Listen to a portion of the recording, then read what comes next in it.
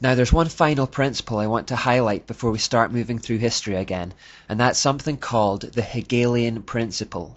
Named after philosopher George Hegel, it is one of the most important ideas behind Darwinism, and it can be summed up by the idea that life evolves to harmony through conflict. That's harmony through conflict. That in any given situation there is a light and dark, positive and negative, that clash with one another to create a peaceful outcome, which is a mixture of the two. To put it another way, on one side you will have a thesis, and then directly opposed to it you will have an antithesis. As the two come into conflict with one another, the inevitable result is a synthesis of the two. So very simply, thesis v antithesis leads to synthesis. Hegel was a pantheist who believed that you could see this happening in nature all the time. Freemasons and occultists everywhere believed that this basic principle could then be used to help bring about a singular one-world order. As I mentioned previously, one of the mottos of the Illuminati is "order out of chaos." Like eugenics, they attempted to artificially advance a process that they believed was already happening naturally. Because the goal of Satan was to reverse the scattering and fragmentation that had happened in Babylon to return the world to a singular system, the idea was to keep clashing opposing ideologies together to create conflict, which would eventually lead to peaceful solutions and unity, or synthesis in other words. Do this over and over and over, and with the passing of time, all ideas would converge back into a single point. So the idea of the Illuminati was to deliberately set up opposing ideas to one another in the knowledge that the conflict would eventually cause the two to compromise and reach a middle ground. British politics is a great example of the Hegelian principle in action.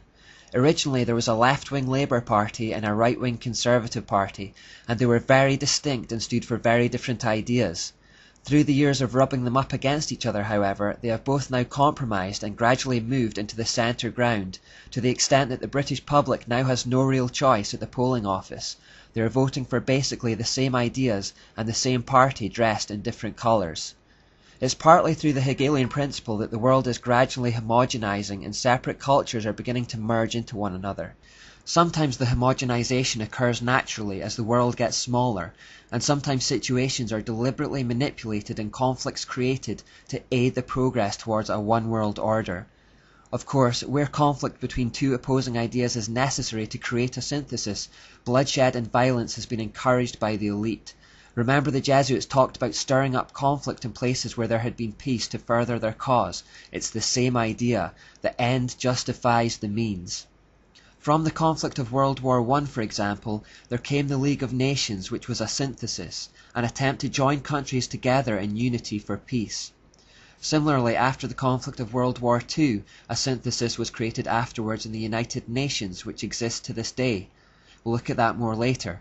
Wars are a win-win situation for the elite because they don't have to fight them personally, they help keep populations down, which is one of their main aims as we have already seen, and commercial enterprises often make a lot of money from them at the expense of taxpayers. And now, having taken the time to establish the principles of the Enlightenment and what they set out to achieve, we'll look at their first attempt at overthrowing monarchies and destroying Christianity, the French Revolution.